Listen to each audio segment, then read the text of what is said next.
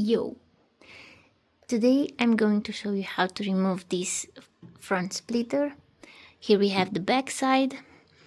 First thing you'll want to do is remove these 7 screws. You'll have to use a 10mm socket. On the rear end you'll see a stud. Use a 10mm socket to unscrew it. Then use a T30 Torx to remove these 4 screws from the mounting bar.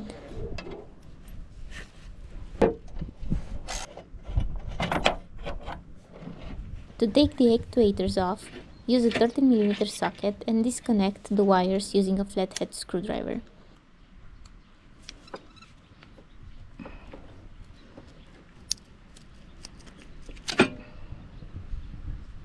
To remove the mounting bar, use a 13mm socket and remove these 2 bolts on each side and then pull the bar off.